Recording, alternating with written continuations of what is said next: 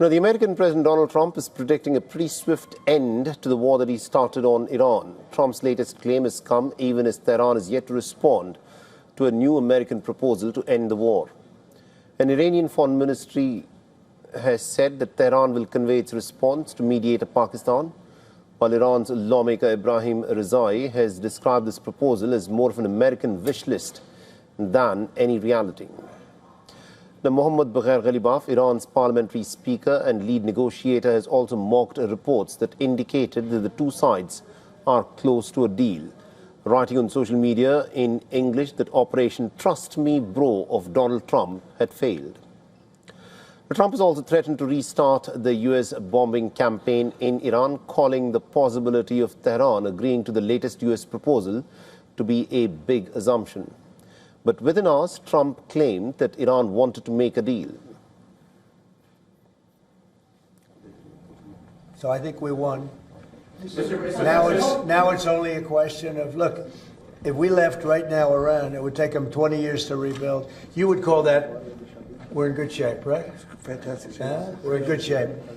And now we're doing well. Now we have to get what we have to get. If we don't do that, we'll have to go a big step further. But with that being said, they want to make a deal. We've had very good talks over the last 24 hours, and it's very possible that we'll make a deal. Yeah.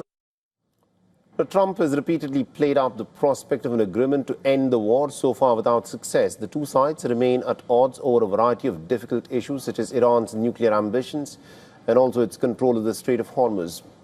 Trump has halted a short-lived military operation to reopen the Strait of Hormuz, raising hopes for a deal.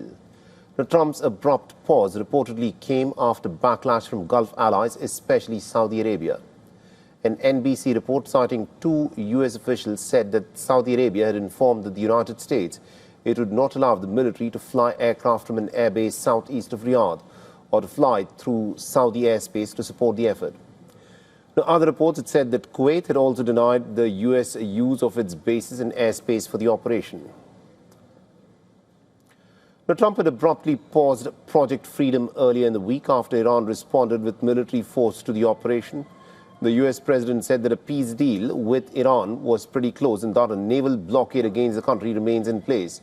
And other reports have said that Kuwait had also denied the U.S. use of its bases and airspace for the operation. Another report, this one from Washington Post, has said that Iran has hit far more U.S. military assets than what was being earlier reported, based on analysis of satellite images that say that the Iranian strikes had destroyed at least about 228 structures or pieces of equipment at U.S. military sites across the region. Now, the amount of destruction is far larger than what has been acknowledged by the American military.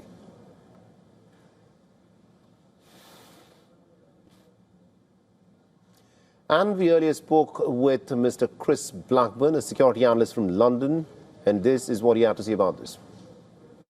Iran has been massively degraded, but it's also shown it's a massive resilience. Unless the US is prepared to launch an invasion and take territory, especially in the south of Iran, in the Strait of Hormuz, the US and Iran will obviously, there's room to negotiate, I think, because the US doesn't want to commit to taking territory, because there could be the potential for a massive bloodbath in the region.